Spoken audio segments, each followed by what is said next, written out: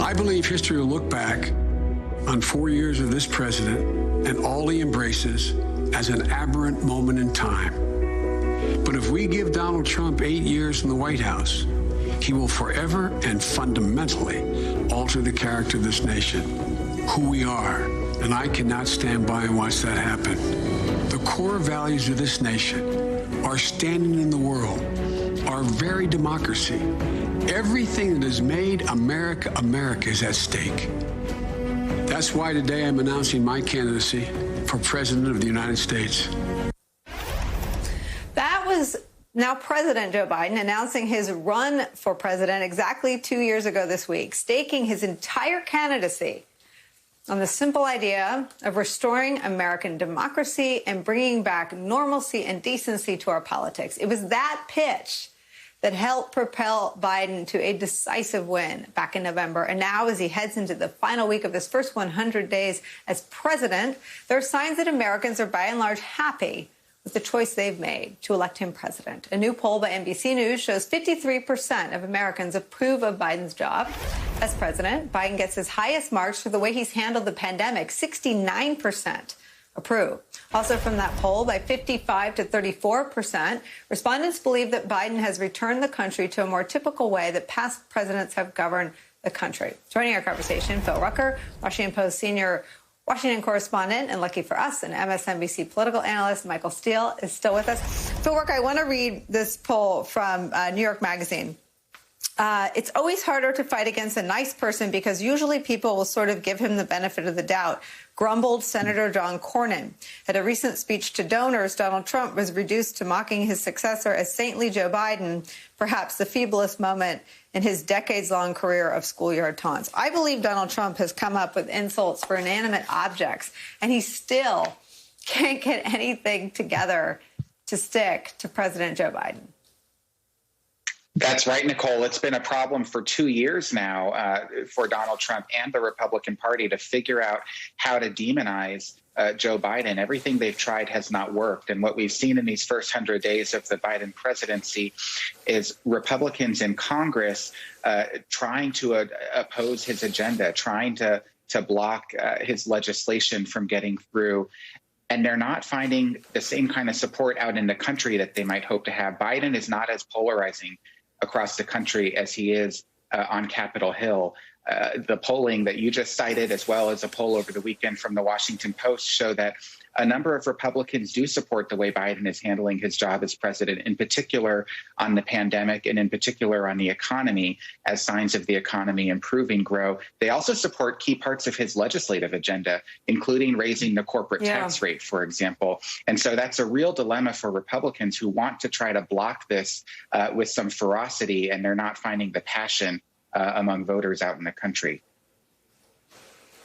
I mean, meanwhile, Michael Steele, President Biden has been nothing short of transformational. I mean, the COVID relief package, I said this in the last hour, has the potential to really do pretty transformational things around childhood poverty, around food insecurity. I mean, it is a bill that majority of Republicans support. The infrastructure plan has majority Republican support. And then the little pieces of the COVID relief plan have majority Republican support. Numbers for safe schools, numbers for vaccination distribution. It's not just a failure to come up with a mean smear name. It's a failure to come up with an alternate vision for healing the country and getting it back on its feet. Well, that's a key part of this discussion, and how do you, parry against what Biden has been able to do? How do you create a counter narrative? For Republicans right now, that counter narrative is in the demagoguery around social issues, the demagoguery around socialism. Sort of creating this fear of other, trying to perpetuate that which began under Donald Trump, going back to our last conversation, and how they sort of, have picked up these particular pieces and tried to reuse them. The problem is the country know this man. They have an association, an at least associated idea of him and what they think and feel about him. And they like what he's been doing. And that's reflected in the polling. Where I think the challenge for Biden is going to come, particularly as he goes into part 2 of his infrastructure, is trying to decide how much of this can I really get to, from a political standpoint, create the momentum going into next year, not give Republicans the added tool of just going on and haranguing about spending too much money, because truth be told, Americans are concerned about that part of it. But they're giving the president the benefit of the doubt. And I think he has an opportunity to sort of sandwich Republicans further into a corner if he approaches his infrastructure bill strategically, to your point about Republicans out across the country already buying into what he's offering them. But he has to do it strategically. And they seem to be very aware, and Phil Rucker, you and your colleagues have reported on this, they're very aware of the clock. You know, they're very aware of the potential for a changed picture in 2 years. And so the push is around doing what they believe they need to do, what they plan to do, rolling it out in a way that maintains majority support, bipartisan support in the country. I wonder what your sort of insights are into how they plan to use this speech Wednesday night. First, it will look different. There will be Vice President Harris will be behind President Biden. Speaker Pelosi will be behind him, 2 women over each shoulder of an American president. So there's some things that will look different, but it's going to feel different. This is going to be a scaled-down speech, a scaled-down crowd, and a very sort of humble president compared to what we had the last 4 years. That's exactly right, Nicole. And the look, by the way, the 2 women behind the president will be historic. We've never seen that in this country before. So that'll be interesting to watch. Look, the Biden team knows this is a huge opportunity for President Biden. The interesting thing to watch since January 20th, when he came into office, is Biden has not only tried to put out the fires, and the fires are huge, the pandemic, right?